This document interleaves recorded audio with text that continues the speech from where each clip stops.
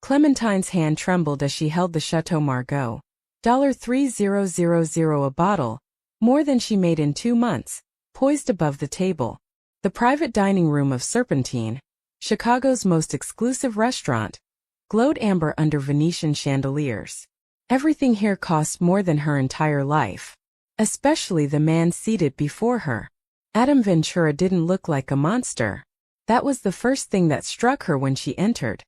How someone responsible for so much blood could look so beautiful.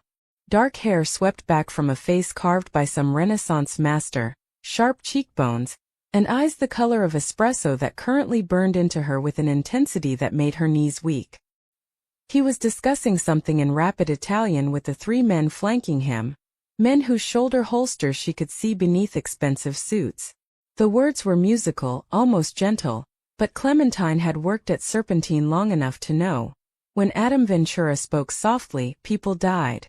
The wine, one of his associates, a barrel-chested man named Sal, snapped at her.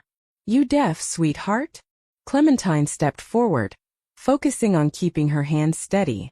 She'd been a waitress here for 8 months, invisible among the marble and gold, serving Chicago's elite and trying not to think about how many of them were criminals. But tonight, her little brother Danny's words kept echoing. "They're evicting us, Clem. 72 hours. I'm sorry, I'm so sorry." Danny was 19 and drowning in medical debt from the leukemia that almost killed him last year.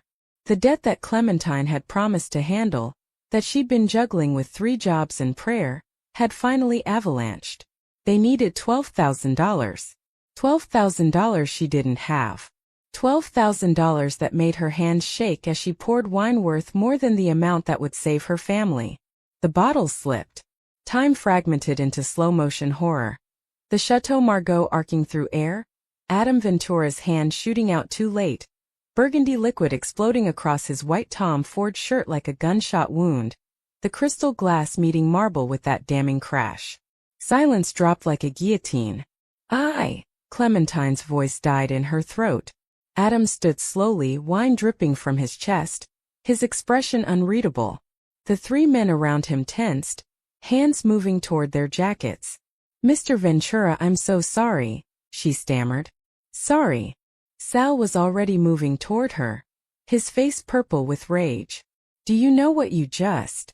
"It's fine," Adam said quietly. 2 words. The room froze. "Boss, she just..." "I said it's fine." Adam's eyes never left Clementine's face, and something in that gaze made her stomach flip. Not fear exactly, but a recognition of being seen in a way she'd spent her whole life avoiding. Like he could read the desperation carved into her bones, the exhaustion, the fear. "Clementine Dawson," he said, and her blood turned to ice. He knew her name. "Yes, sir," she whispered. "You've worked here 8 months. 3 other jobs. A brother with medical debt. Mother passed when you were 16, father unknown. You take the L train from Pilsen every day. Always the 4:47 a.m. Always sit in the 3rd car." His voice remained conversational, almost gentle, as he recited her life like reading a grocery list. "You're 24 years old, you have $247 in your bank account, and as of this morning you're 3 days from eviction." The room spun. "How did he..." "I make it my business to know everyone who comes within 10 feet of me," Adam continued, pulling a handkerchief from his pocket to dab at the wine. "Most people, they're predictable, boring. But you..." He tilted his head, studying her like a puzzle. "You're terrified right now. I can see it. Your pulse is hammering in your throat, you're calculating escape routes. And you know that I could make you disappear with a snap of my fingers." It wasn't a threat. It was a simple statement of fact which somehow made it worse. "And yet," Adam smiled, a slow, dangerous curve of his lips, "you're still standing there. Not running. Not crying. Most people would be on their knees begging by now." Something hot and defiant flared in Clementine's chest.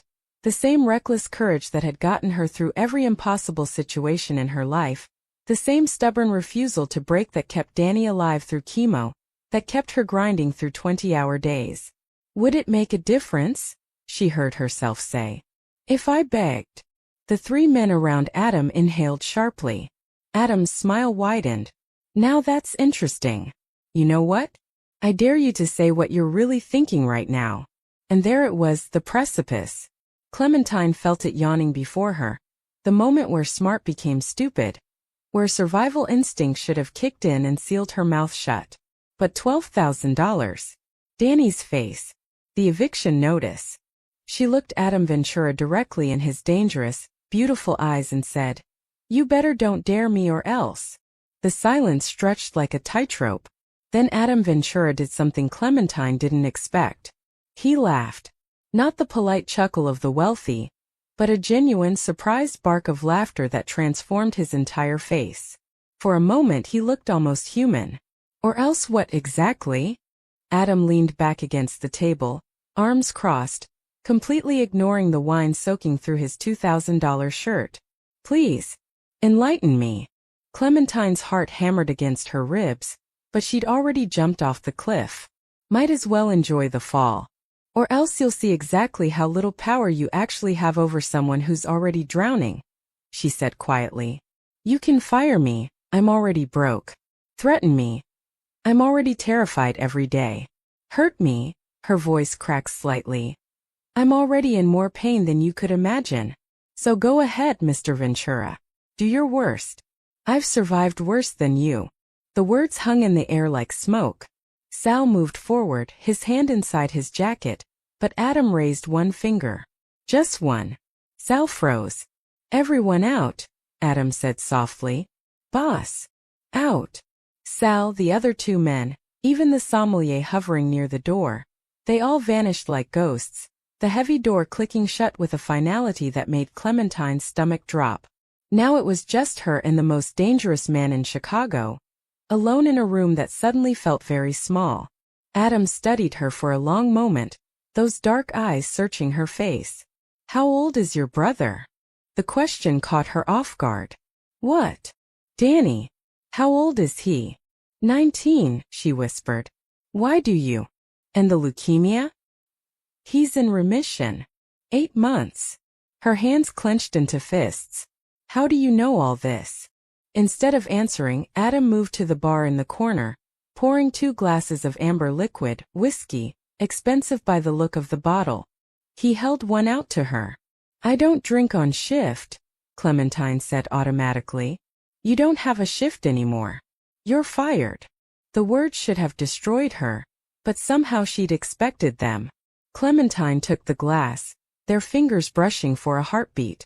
An electric current ran up her arm. Inappropriate, insane, impossible to ignore. Sit, Adam gestured to the chair. I'd rather stand. Another smile, smaller this time. Almost impressed. Of course you would.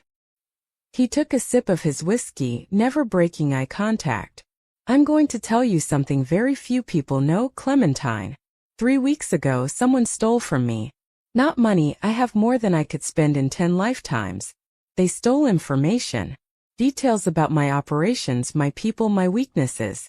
And they're selling it to my enemies. Why are you telling me this? Because the thief is someone in my inner circle. Someone I trusted. His jaw tightened, the first crack in his controlled facade. Someone who's been watching me just as closely as I've been watching them. I need to find out who before they destroy everything I've built. Clementine's mind raced. And this concerns me how? I've been looking for someone, Adam continued, circling her slowly like a shark. Someone invisible. Someone my organization wouldn't suspect. Someone desperate enough to take a dangerous job and smart enough to pull it off. He stopped directly in front of her. Someone exactly like you. You want me to spy for you? The absurdity almost made her laugh. I'm a waitress. You're a survivor, Adam corrected. I've watched you, Clementine. 8 months of watching you navigate this restaurant, reading people, anticipating needs, making yourself invisible when you need to be and memorable when it serves you. You're smarter than half my men and braver than most. His voice dropped lower. And you need $12,000. There it was. The trap, baited with exactly what she needed most. What would I have to do? She heard herself ask. I'm hosting a weekend gathering at my estate in Lake Forest. 50 guests, including the trader. You'll go undercover as my personal assistant, watch, listen, and report back to me. 3 days.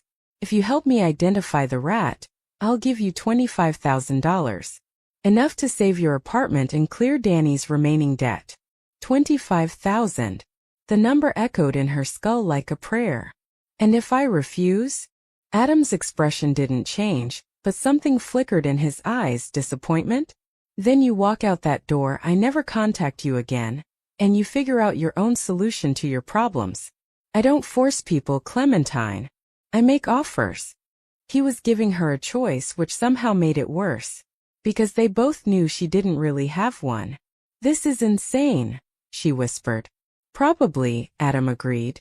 But you're going to say yes anyway. Want to know how I know? How?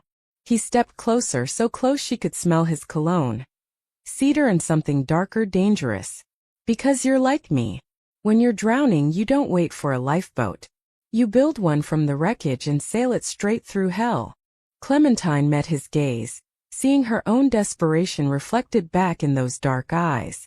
Two people drowning in different oceans, reaching for the same piece of driftwood. When do I start? Adam's smile was pure triumph and something else, something that looked almost like relief. Tomorrow. And Clementine. He raised his glass. Don't make me regret choosing you.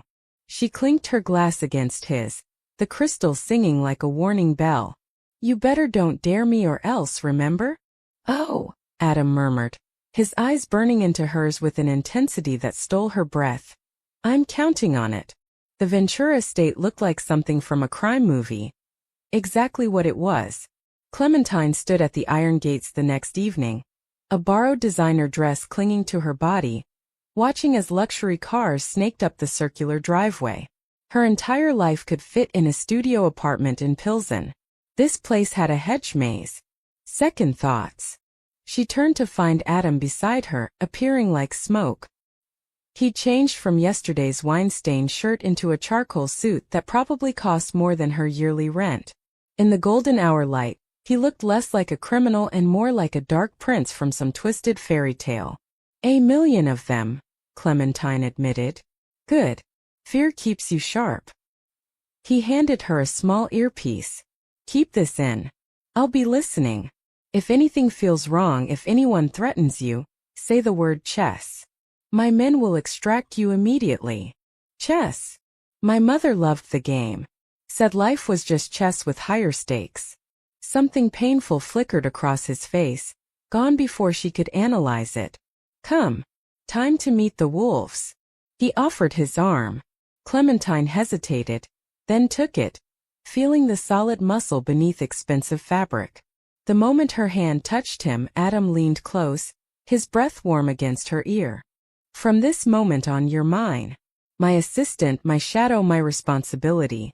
These people will test you, probe for weakness, try to figure out why I brought someone new into my world. His voice dropped to something almost possessive. Stay close to me. Trust no one else. They walked through doors held open by silent staff into a world of marble and malice. The main hall glittered with Chicago's criminal elite.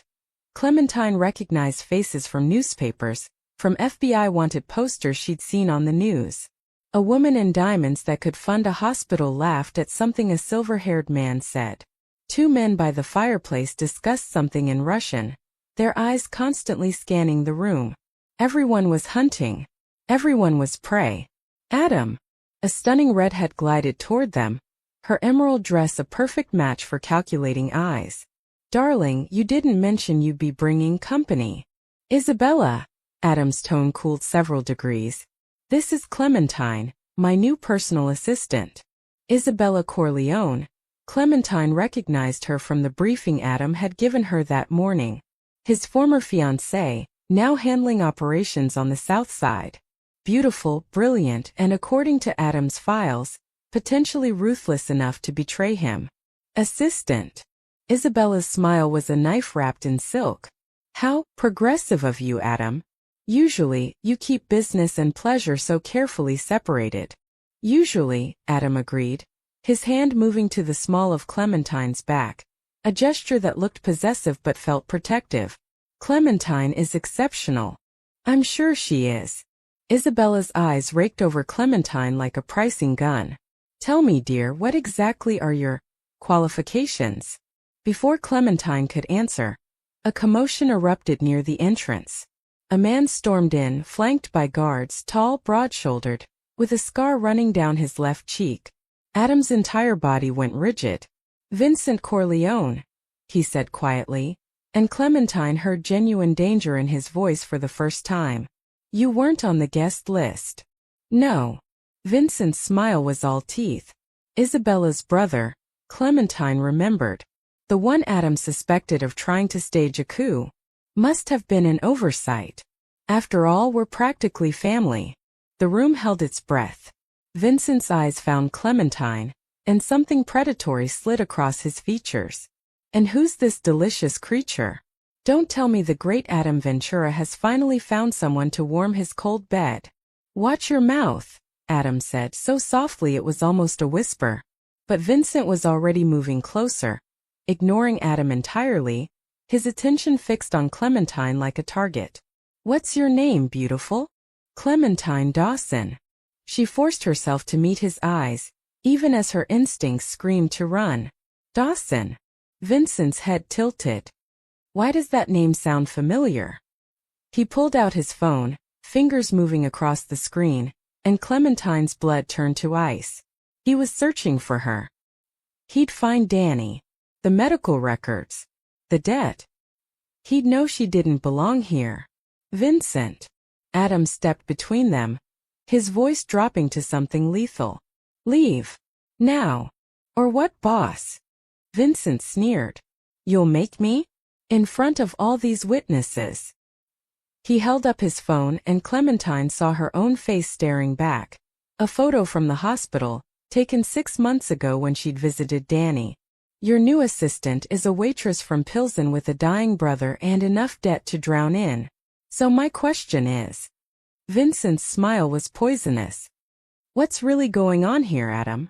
The room exploded into murmurs. Adam's hand found Clementine's, squeezing once. A silent message. Then he did something that stopped her heart. He pulled her against him and kissed her. Not gently. Not for show. But with a fierce, claiming intensity that sent electricity racing down her spine, that made the room disappear, that felt like falling and flying simultaneously. His hand cupped the back of her neck, his other arm wrapped around her waist, and for one impossible moment, Clementine forgot this was fake, forgot the danger, forgot everything except the taste of whiskey and danger on his lips.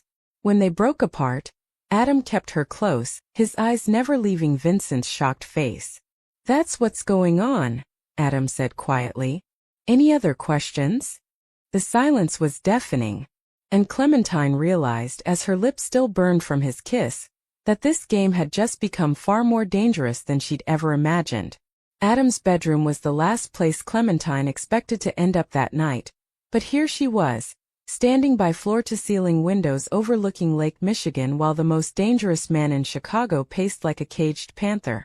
That was reckless, she said, finally breaking the silence that had followed them upstairs after the disastrous introduction. Her lips still tingled from the kiss. You just painted a target on my back. The target was already there the moment Vincent saw you.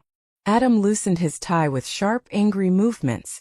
At least now you're under my protection. No one touches what's mine. I'm not yours. He stopped pacing, turning to face her with eyes that burned. For the next 3 days you are. That's the deal, Clementine. I need these vultures to believe you're important to me, or they'll tear you apart to get information.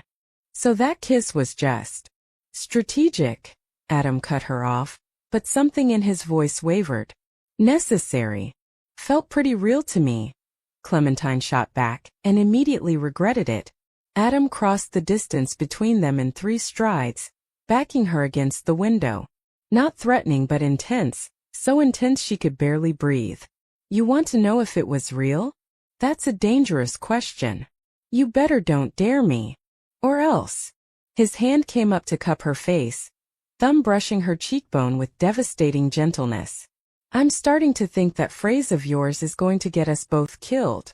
The moment stretched taut as a wire. Then Adam's phone buzzed, shattering the spell. He stepped back, all business again, checking the screen. It's Sal. The guests are settling in. He took a breath, composing himself. We have work to do. I need you to get close to 3 people this weekend. He pulled up photos on his phone. Isabella, you've met her. She has the connections and the motive. When we ended our engagement, she lost access to the Northern Territories. Hell hath no fury, Clementine murmured. Exactly. Second, Marco Lannister, my accountant. A photo of a nervous-looking man in his 50s. He handles all the financial records. If someone's selling information, he'd have access to everything. And third, Adam's jaw tightened. Thomas Anderton, my head of security for 12 years. I trust him with my life, but... He trailed off, something like pain crossing his features. The betrayal came from someone close. Someone who knows where the bodies are buried, literally. Clementine studied the 3 faces. How do I get them to talk? You don't. You listen. Adam handed her a pendant necklace. A delicate silver piece with a small diamond. This is a recording device. Wear it tomorrow. Bump into them, ask innocent questions. Let them underestimate you. As he fastened it around her neck, his fingers brushing her collarbone, Clementine felt that electric current again. Why me, really? You could have hired a professional. Professionals are predictable. You. Adam's voice softened. You're a fighter who looks like a victim. They'll never see you coming. A knock at the door interrupted them. Sal entered, his expression grim. Boss, we have a problem. Someone accessed your private office tonight during dinner. The files on the Montenegro shipment, they're gone. Adam's face went deadly calm, the kind of calm that preceded violence. Who had access? Security logs show 3 entries. Isabella at 7:15, Marco at 7:45, and... Sal hesitated. Thomas at 8:30. All 3, Clementine breathed. All 3, Adam confirmed, which means either they're working together, or someone's being framed. He turned to Sal. Increase security. No one leaves the estate until I have answers. After Sal left, the weight of the situation settled over them. Clementine moved to the window, watching the dark water of the lake. My brother almost died last year, she said quietly. During his treatment, I learned something about people. When you're desperate, you show your true face. The nurses who stayed late without pay. The neighbors who suddenly disappeared. Desperation reveals who we really are. She turned to face Adam. So who are you really, Adam Ventura? The monster everyone fears, or something else? He was silent for a long moment, vulnerability flickering across his features. My father built this empire on blood. When I was 16, he made me watch him kill a man who betrayed us. Told me that's what power required. The willingness to destroy anything that threatened it. Adam's voice roughened. I spent the next decade becoming exactly what he wanted. Ruthless. Untouchable. Alone. And now I'm tired, Clementine. Tired of watching my back, of trusting no one, of this. He gestured at the opulent room. Prison I've built. His eyes met hers. You asked why I chose you? Because when you looked at me yesterday, you didn't see the monster. You saw a man. And I haven't been just a man in a very long time. The confession hung between them, raw and honest. Before Clementine could respond, the lights went out. Complete darkness swallowed the room. Then the emergency generator kicked in with red emergency lighting, casting everything in a hellish glow. Stay behind me, Adam ordered, pulling a gun from his desk drawer. What's happening? Someone just cut the power to the entire estate. His voice was ice. The traitor is making their move. Footsteps thundered in the hallway. Shouts. A woman's scream cut short. Then silence, the kind that promised violence. Adam's phone lit up with a text from an unknown number.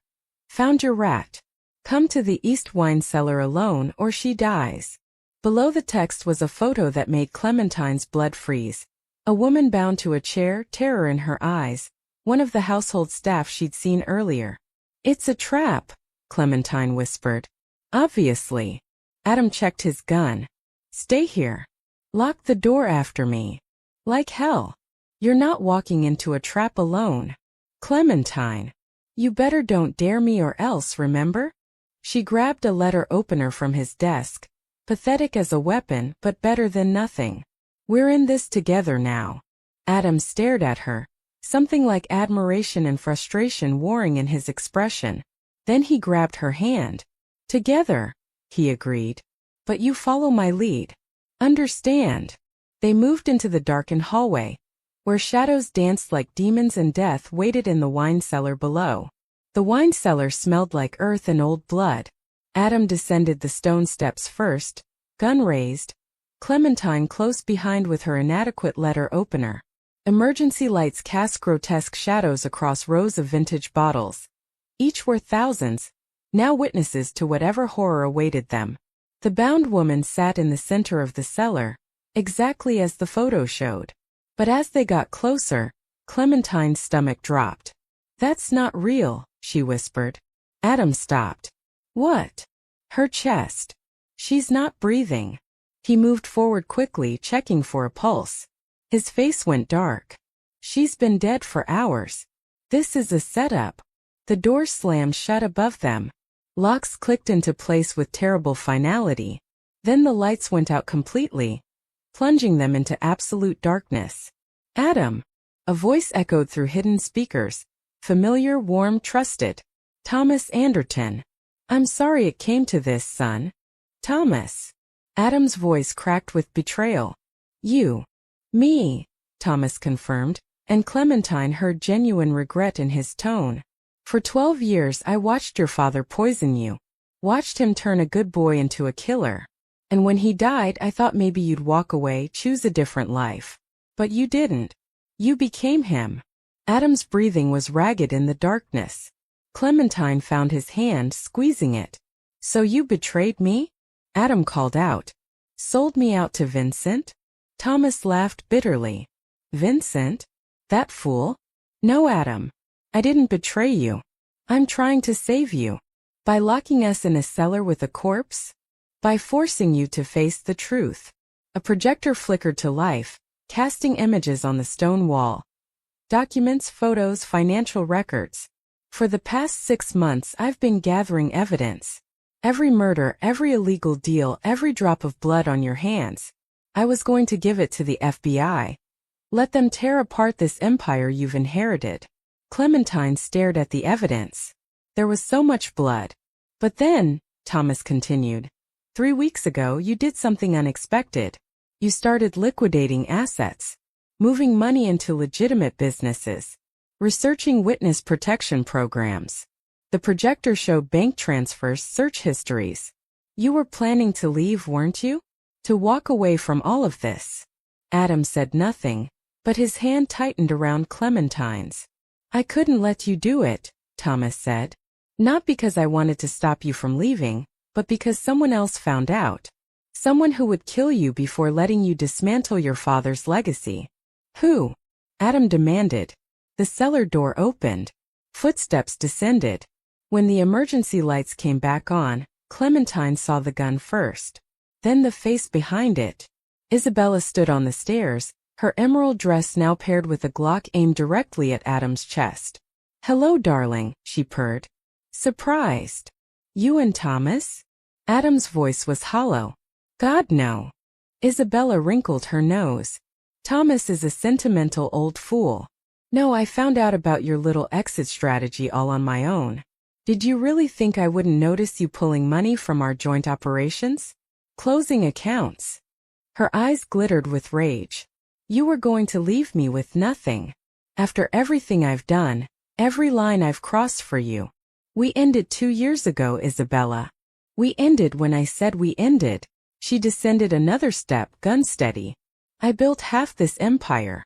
Earned my place. And you thought you could just walk away? Start over with some nobody waitress?" Her gaze sliced to Clementine. "How sweet. The monster thinks he can be saved by true love. This isn't about her, Adam said, shifting to put himself between Isabella and Clementine. Isn't it? Isabella's smile was poison. Thomas told me everything. How you've been watching her for months. How you saw yourself in her. Someone trapped, desperate, fighting to survive. You thought if you could save her, maybe you could save yourself too. The words hit Clementine like a physical blow. You've been watching me for months? Adam's silence was answer enough. Oh, this is delicious. Isabella laughed. She didn't know? Adam, you didn't tell your little project that she's just your redemption fantasy.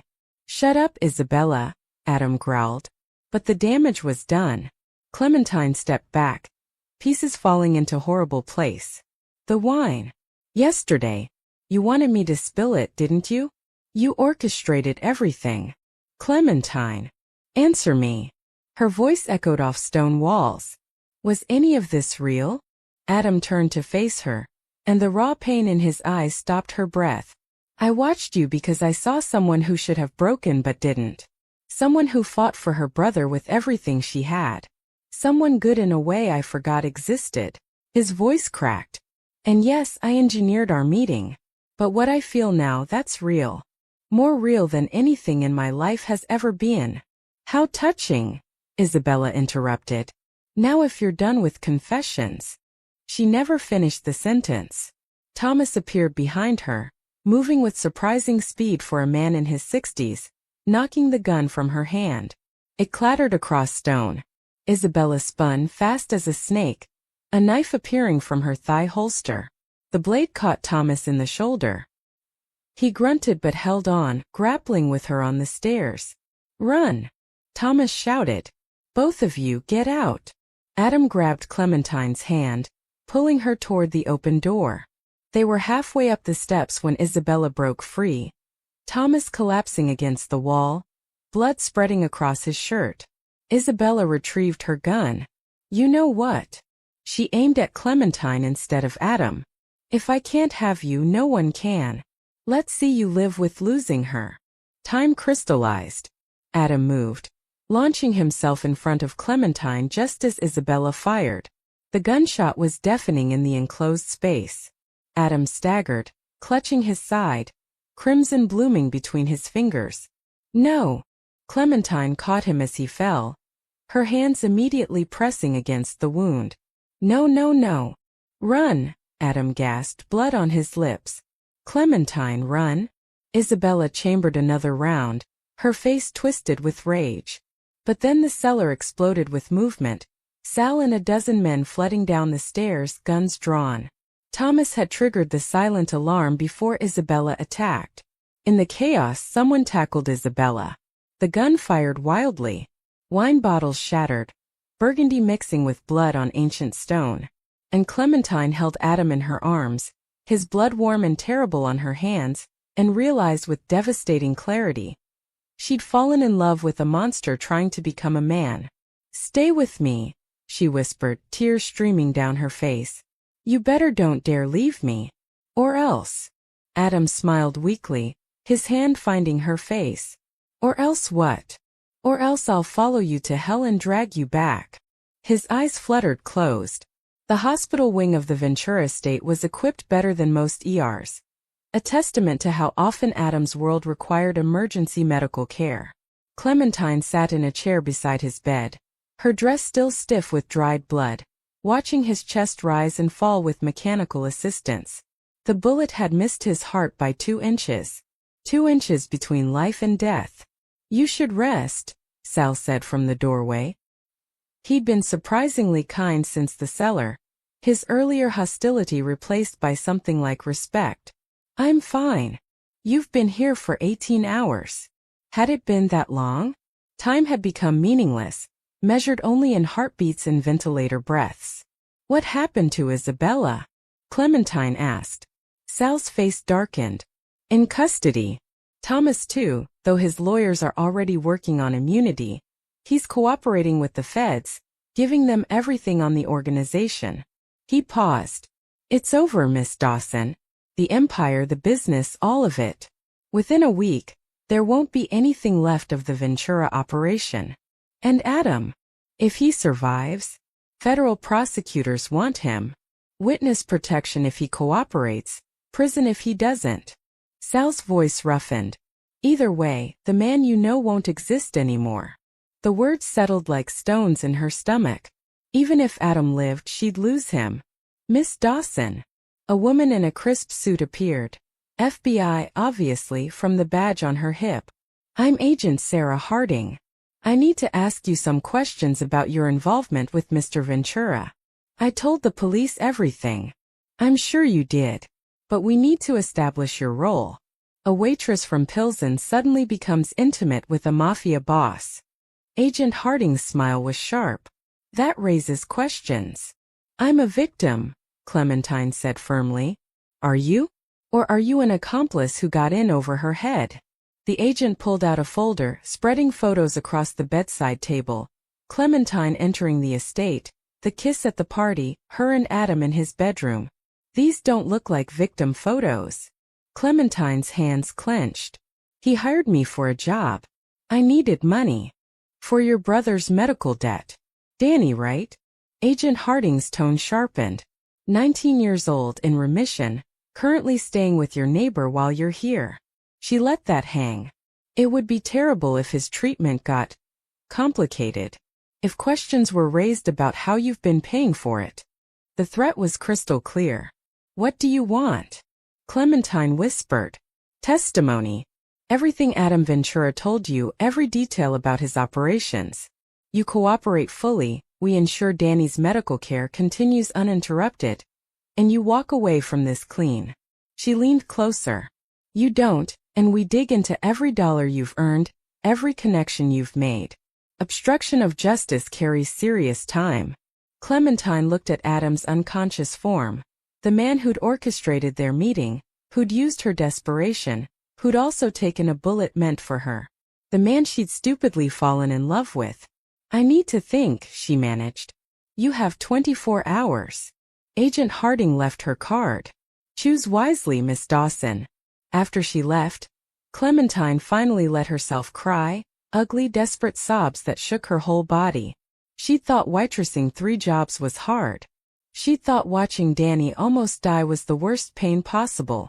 But this, loving someone impossible, being forced to choose between saving him and saving her brother, this was a special kind of hell. You should do it. Clementine's head snapped up. Adam's eyes were open, clouded with pain but aware. You're awake, she gasped, reaching for his hand. He pulled away. How long have you been here? Since they brought you up. Adam, You should testify against me. His voice was flat, mechanical. Save yourself and Danny. That's what matters. I'm not going to. Yes, you are. He finally met her eyes, and the emptiness there broke something in her chest. This is what I do, Clementine. I ruin everything I touch. I watched you for months like some obsessed stalker, orchestrated our meeting, pulled you into my nightmare, and nearly got you killed. He laughed bitterly, then winced at the pain. Thomas was right. I'm my father's son. I don't save people. I destroy them. That's not true. Isn't it? You've been in my life for 3 days, and you're already covered in blood, threatened by the FBI, and crying in a hospital room. His jaw tightened. Go home, Clementine. Take their deal. Forget I exist. Stop it. She stood, anger flaring hot and bright. You don't get to do this. You don't get to push me away because you're scared. I'm not scared. I'm realistic. You're a coward. The word hung between them like a slap. You took a bullet for me. You were planning to leave this life. You told me what I felt was real. I lied, Adam said coldly, to get what I needed. That's what people like me do. The words hit like physical blows, but Clementine saw through them, saw the fear and self-loathing in his eyes, the way his hands trembled slightly. You're lying now too, she said quietly. And you're doing a terrible job of it. Clementine. No. You listen to me. She leaned over the bed, forcing him to meet her gaze. I've spent my whole life fighting for Danny, for survival, for every scrap of hope. And I'm not going to stop fighting now just because you've decided you're not worth saving. I'm not worth saving. You better don't dare say that again. Despite everything, Adam smiled slightly. Or else I'll prove you wrong. She pressed her forehead against his, gentle around his injuries. I don't care what you've done. I care about who you're trying to become. And I'm not walking away. For a moment Adam's mask cracked, raw emotion flooding his face. His hand came up to cup her cheek. Then his monitor started beeping wildly. Doctors rushed in, pushing Clementine aside. Adam's body convulsed, blood appearing on the bandages. Internal bleeding, someone shouted. Get him to surgery now. They wheeled him away, leaving Clementine alone in the suddenly empty room. Agent Harding's card burning in her pocket. Her phone buzzed. A text from Danny. Clem, when are you coming home? I'm scared. The neighbors said some men in suits were asking about you. The FBI was already pressuring her brother. Clementine stood at the crossroads of impossible choices. Betray Adam and save Danny, or stay loyal and risk losing everything. The darkest hour had arrived. Clementine sat in the hospital waiting room while Adam was in surgery, Agent Harding's card in one hand, her phone with Danny's terrified text in the other. Then Thomas Anderton was escorted past her in handcuffs. Wait, she called out to the federal agents. I need to speak with him. Please. The agents exchanged glances. One nodded. 5 minutes. Thomas sat heavily across from her, shoulder bandaged, eyes weary. Come to curse me for destroying everything? Come to understand, Clementine said. You gathered evidence for 6 months. You were trying to save Adam, you said. How? Thomas studied her carefully. You really love him, don't you? Answer the question. A sad smile crossed his face. Adam's father made him a monster, but Adam himself kept detailed records of everything. Every crime, every victim. I think part of him always wanted out, wanted someone to stop him. Thomas leaned forward. I was going to offer the FBI a deal. Adam's complete cooperation and testimony against every major criminal organization in Chicago in exchange for immunity. He could have walked away clean, started over. But Isabella found out. She found out he was leaving. Not about my plan. Thomas's eyes brightened slightly. Those files still exist, Miss Dawson. Everything Adam documented, names, dates, operations. It's not just evidence against him. It's evidence against everyone. Clementine's heart began to race. Where? Safety deposit box. First National Bank under the name Michael Corleone, Adam's idea of a joke. He pulled a key from his pocket, pressing it into her palm. The FBI doesn't know about this yet. If Adam cooperates willingly, offers everything in those files, he's not just another criminal. He's the key to dismantling the entire Chicago underworld. They give him immunity? More than that. Protection, new identity, a real chance. Thomas's voice roughened. I raised that boy alongside his father. I watched him die inside piece by piece. But these past few months, watching him plan his escape, watching him watch you, I saw glimpses of the kid he used to be. He squeezed her hand. Save him, Clementine. Be the reason he chooses life over death. The agents pulled Thomas away, but Clementine's mind was racing. She called Agent Harding. I want to make a deal, Clementine said when the agent answered. But not the one you offered. 20 minutes later, Agent Harding sat across from her, expression skeptical. Let me get this straight, the agent said. You want us to offer Adam Ventura full immunity and witness protection in exchange for testimony against every major criminal operation in Chicago? Not just testimony. Complete documentation. Financial records, communication logs, operational details on every family, every deal. Clementine placed the safety deposit key on the table. Everything you'd need to bring down the entire network. And you have access to this? I will. If you agree to terms. Agent Harding leaned back. Even if such documentation exists, why would we give Ventura immunity? He's as guilty as the rest. Because he's willing to change. To testify to help rebuild what he helped destroy. Clementine's voice strengthened. And because he's your only chance to get everyone else. You take him down, the empire fractures and scatters. You let him cooperate. You end this generation of organized crime in one move. The agent was quiet for a long moment. What do you get out of this? Danny's medical care secured. No investigation into me. And Adam gets to live. You're bargaining for a criminal's life. I'm bargaining for a man's second chance. Clementine met her eyes. Everyone deserves one. Even him. Especially him. Agent Harding tapped her fingers on the table, calculating. Finally.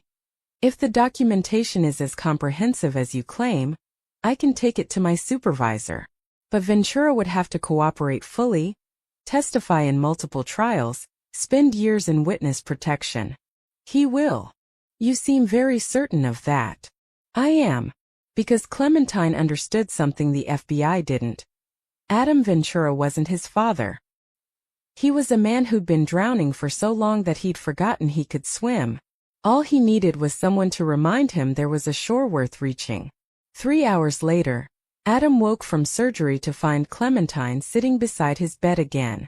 You're still here, he said, voice rough. I told you. I'm not leaving. She took his hand and this time he didn't pull away. I need you to listen to something, and I need you to trust me. Clementine. You've been keeping records. Of everything. Thomas told me. She watched recognition flicker in his eyes.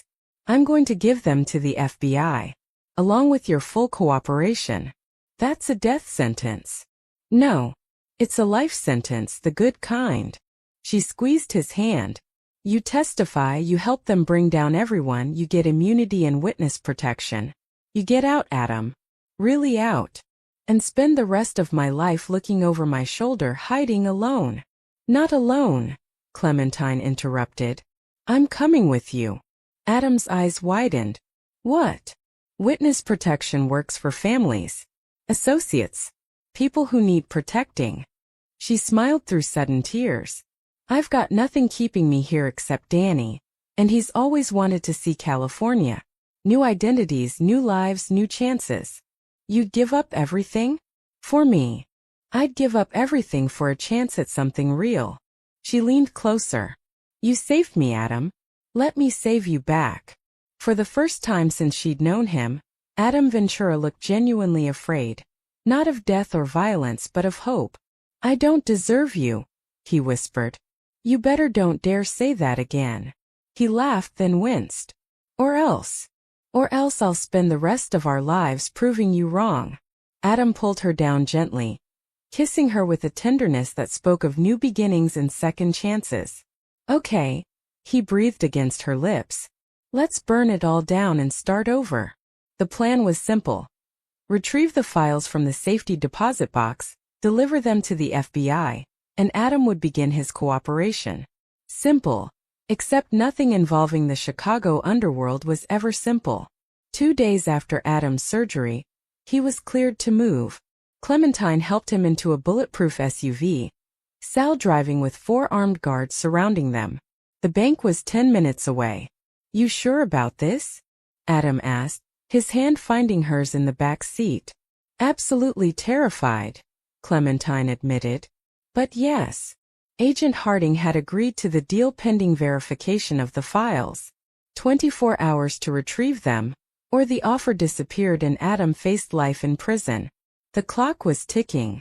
They were 3 blocks from the bank when Sal's phone rang. His face went white. Boss, we have a problem. Vincent escaped custody an hour ago. And he just sent a message to every family in Chicago. There's $1 million bounty on your head. Whoever brings you in alive before you reach the FBI gets paid, and takes over your territory. How did he escape? Adam demanded. Had help. Guards on his payroll. Sal's eyes met Adam's in the rearview mirror. Every criminal in the city is hunting you right now. We need to abort. Get you somewhere safe. No, Adam said firmly. We're finishing this. Today.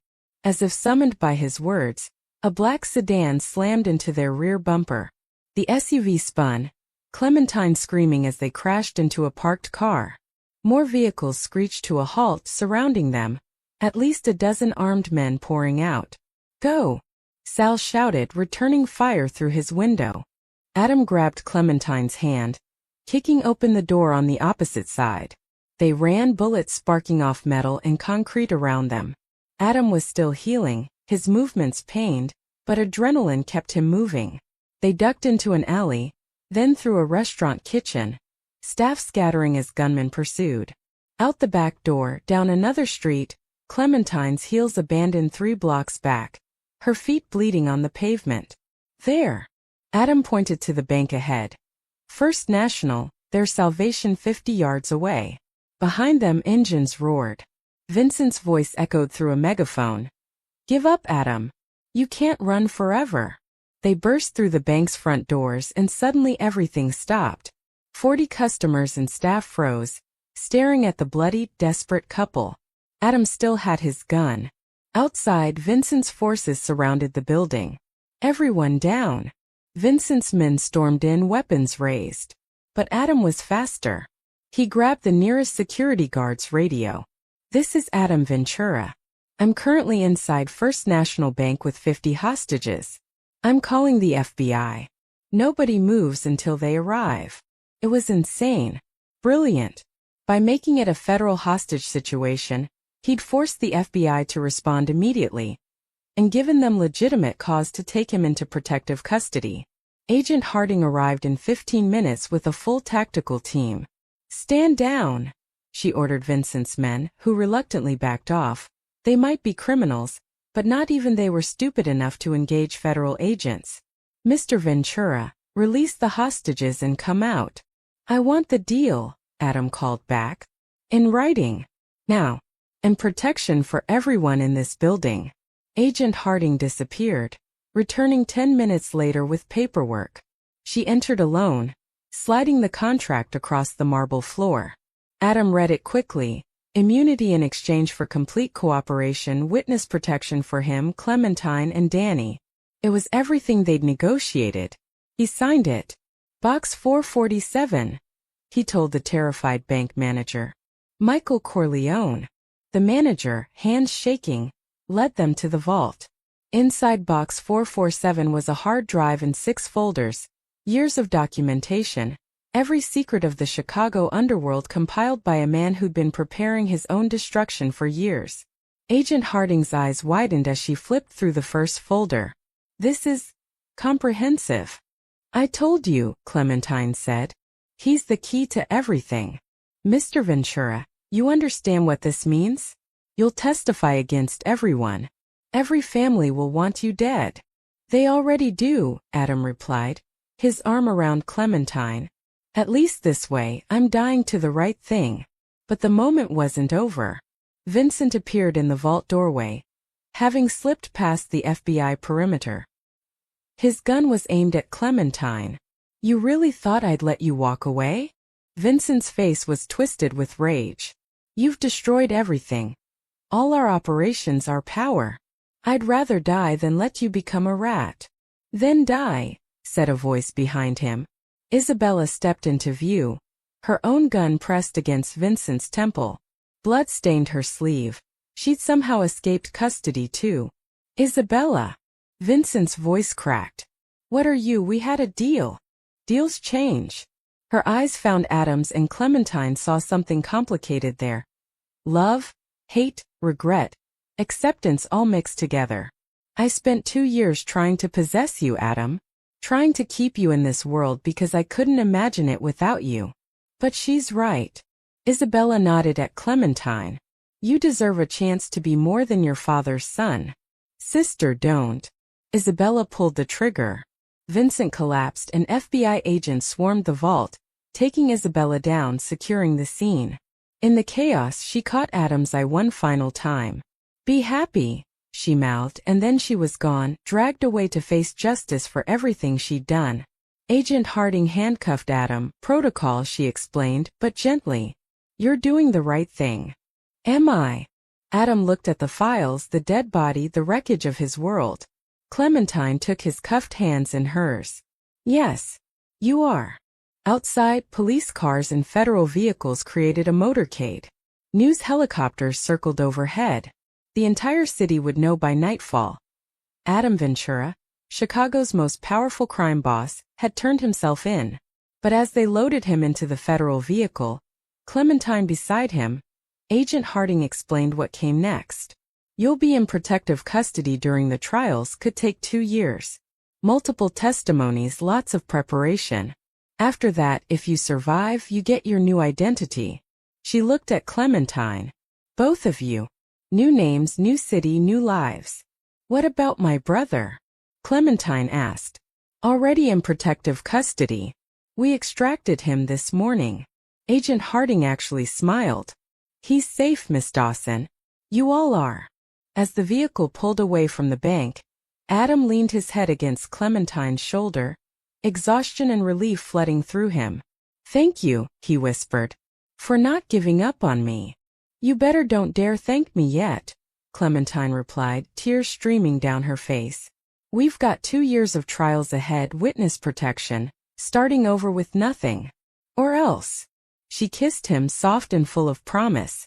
Or else we'll have the most amazing love story anyone's ever heard. Outside the window, Chicago blurred past. The last time Adam Ventura would see the city that made him a monster and broke him back into a man. The federal safe house was nothing like the Ventura estate. Small, modest, tucked away in suburban anonymity. But as Clementine watched dawn break through simple cotton curtains, Adam sleeping peacefully beside her for the first time without nightmares, it felt more like home than anywhere she'd ever been. 3 days since the bank. 3 days since Adam had handed over everything and destroyed the empire his father built. 3 days of debriefings, medical checkups, and endless federal protocols. But they were alive. Together. Free. You're staring, Adam murmured, eyes still closed, a smile playing at his lips. I'm memorizing, Clementine corrected, tracing the bandages still wrapped around his torso. This moment. This version of you that gets to just be. He opened his eyes, those dark, dangerous eyes that now held something softer. Hope maybe. Or peace. Clementine Dawson, he said seriously, taking her hand. I need to tell you something. Her heart skipped. What? I don't know who I am without the empire. Without the power and the fear and the legacy. His voice cracked slightly. What if the man I become disappoints you? What if I'm boring? What if? She pressed her finger to his lips. You better don't dare finish that sentence. Or else. Or else I'll remind you every day that you're the bravest person I've ever met. That walking away from everything you knew, choosing to testify, choosing life over death, that's not boring. That's extraordinary. Adam pulled her closer, careful of his injuries. I love you. I don't think I've said that out loud yet. I love you, and it terrifies me because I don't know how to do this, how to be normal, how to be good. You learn, Clementine whispered. We both learn. Together.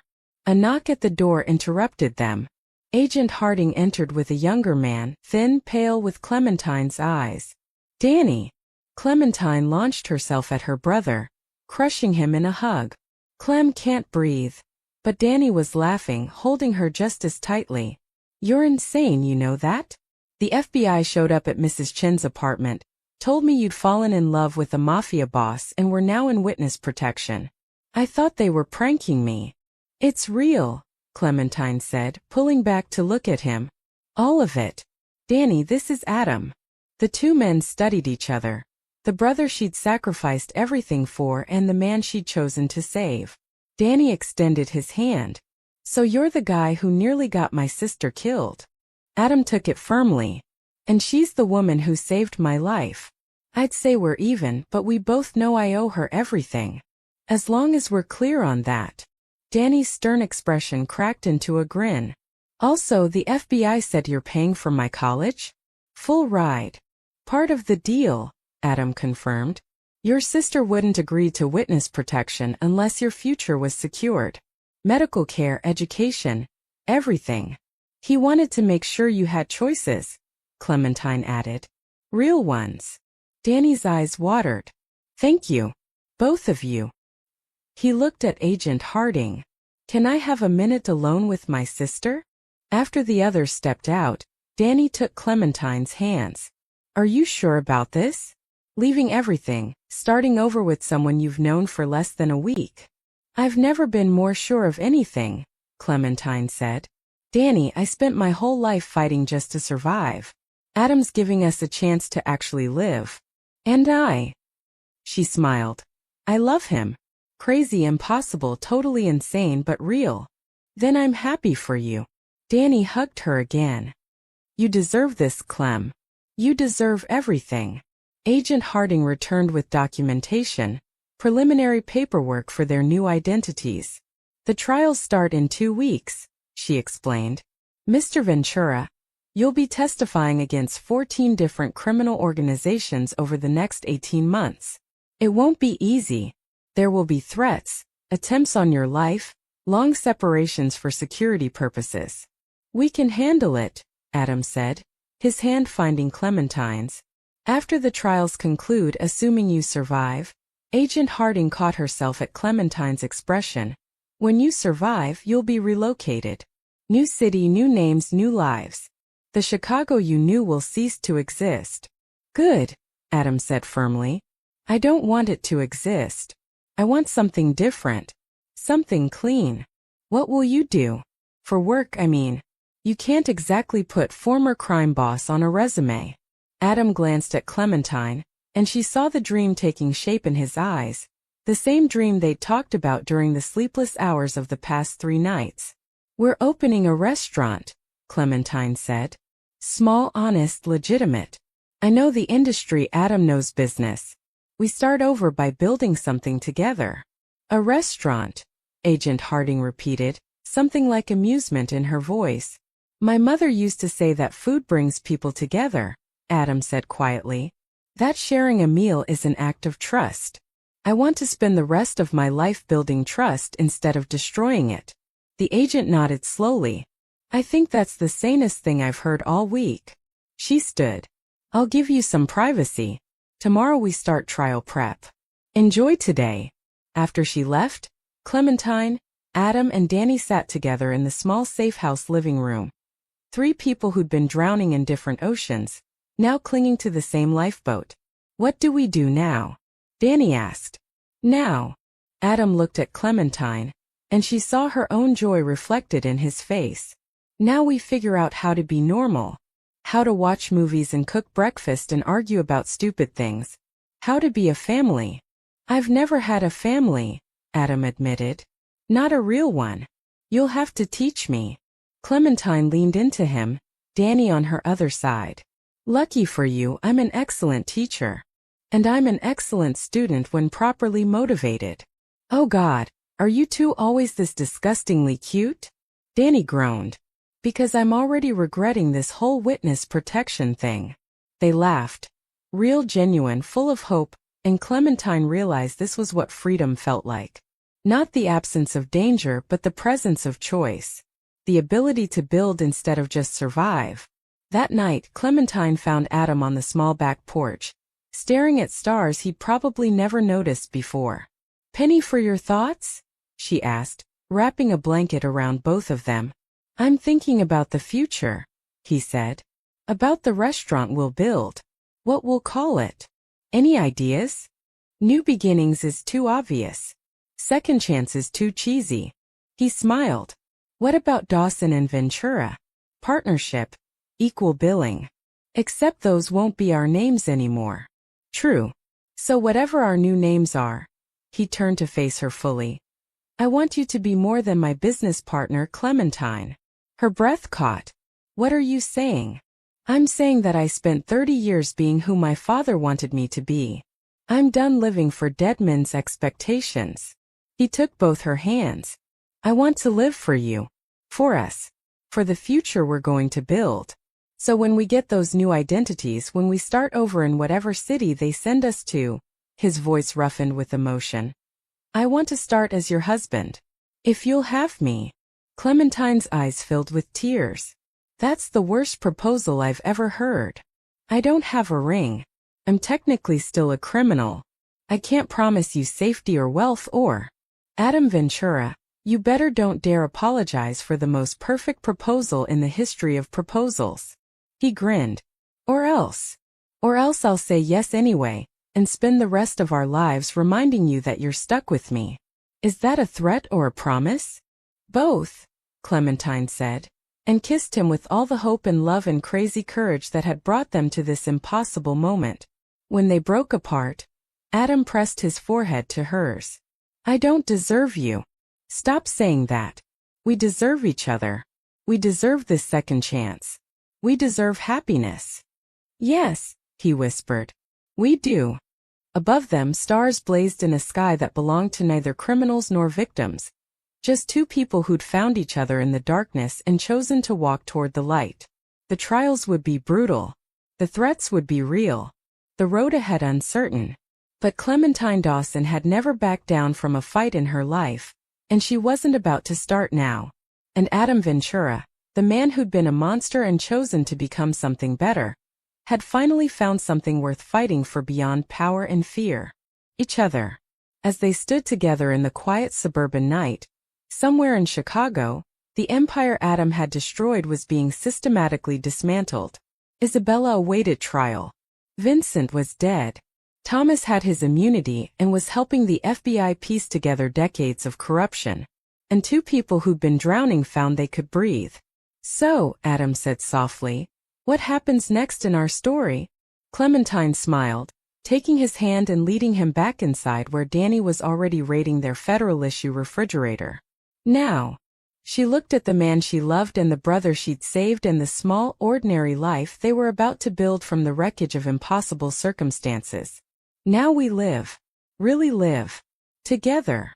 And that, she thought as Adam kissed her one more time before they joined Danny, was the happiest ending she could have ever imagined. Not perfect. Not safe. Not guaranteed. But real. True. There. You better don't dare me or else. She'd warned a dangerous man in a restaurant that felt like a lifetime ago. And he'd taken the dare. And she'd won everything. We have come to the end of the story. Thank you for watching to the end.